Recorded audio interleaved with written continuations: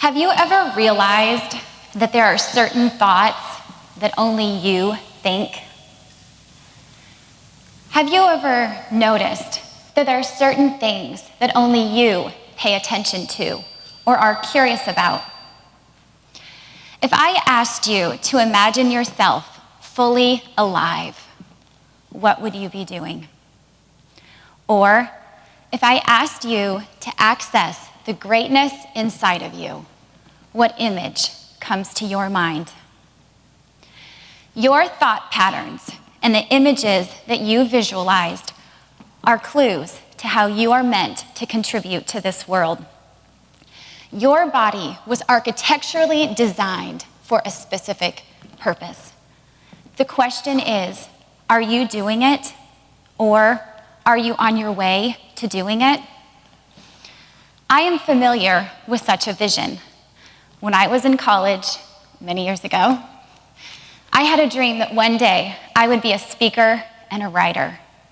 I saw myself in front of an audience speaking passionately about things I was excited about: people, God, and progress.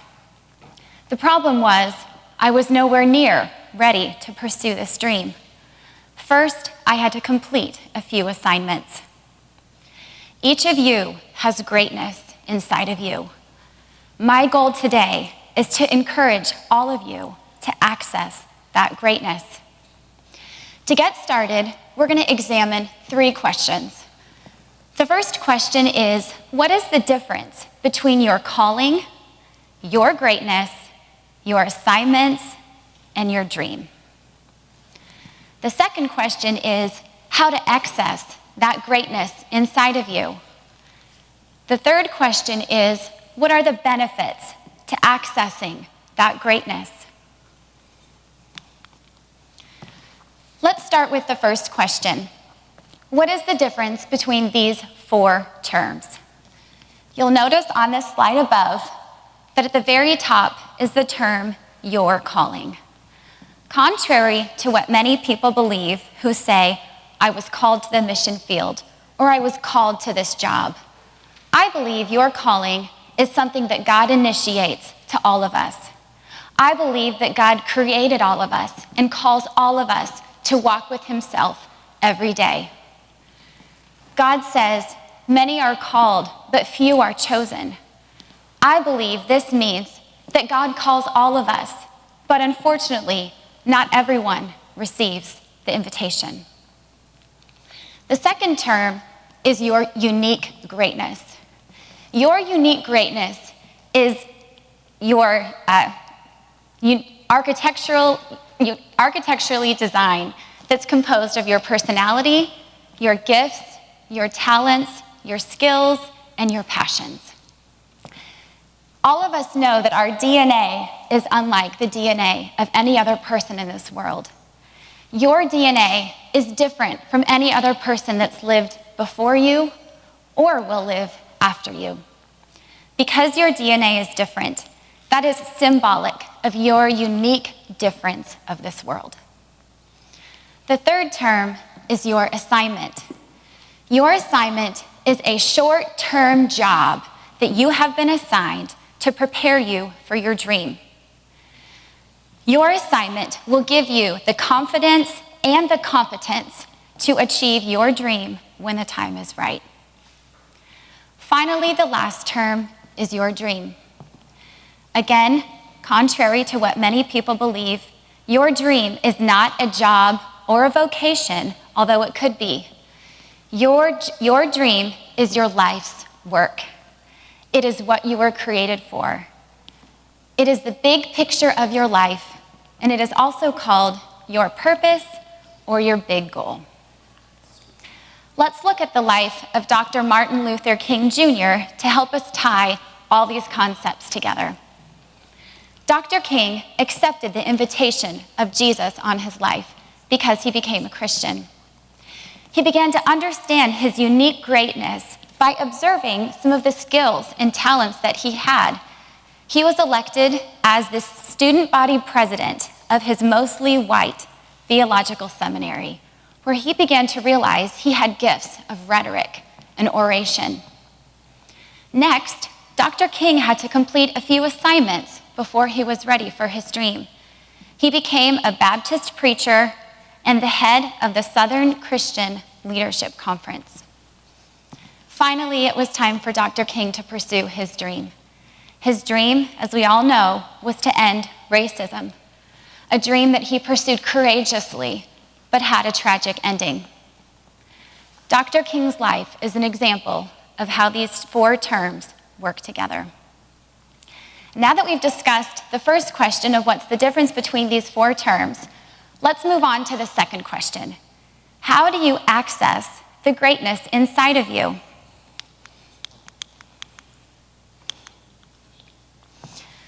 I believe the first way to access the greatness inside of you is to respond to the call. This requires surrendering your life. To surrender means to voluntarily submit your life under the command of another. Dwight Moody says, "Give your life to God. He can do more with it than you can." I'm familiar with surrendering. A few years ago, I flew to Washington, D.C. for an HR conference, and on my flight, I finished a book called Living for Paris. This book is about reconciling your big dreams that you have with the world with the regular, ordinary life that we all seem to live. As I finished this book, all I could think to myself was, I could have written this book. Why didn't I write this book? And as I thought that to myself, I then closed my eyes, and for 15 minutes on this airplane, all I did was surrender my life to God. I said, God, use me. I want to write books like this one day. I feel like I could give this message. Use me, God. In case you've forgotten, I'm yours. Use me. For 15 minutes, this is all that I said to God. The first step, I believe, to accessing your greatness is responding to the call. The second step in accessing your greatness is understanding your unique design.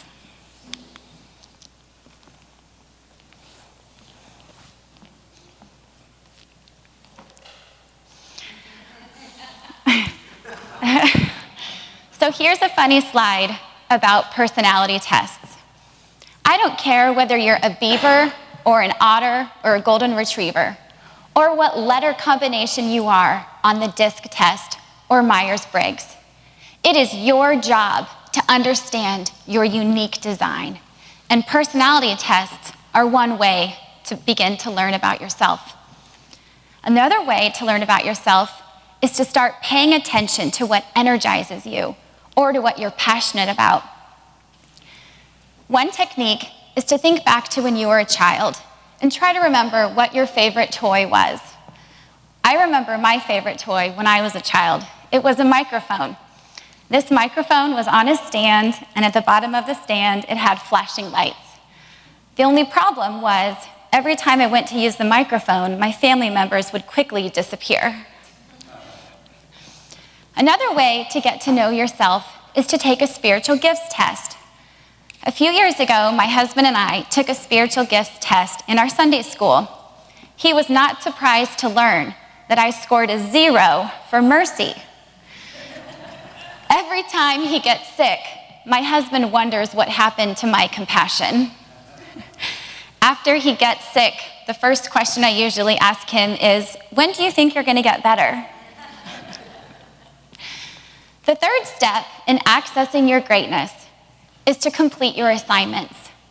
This requires asking God what your next assignment is and completing it to the best of your ability.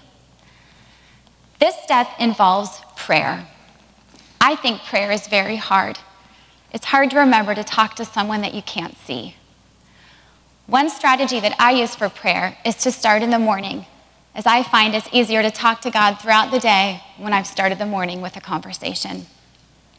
One prayer that I like to pray regularly is Jeremiah 33:3, which says, "Call to me, and I will tell you great and unsearchable things that you do not know."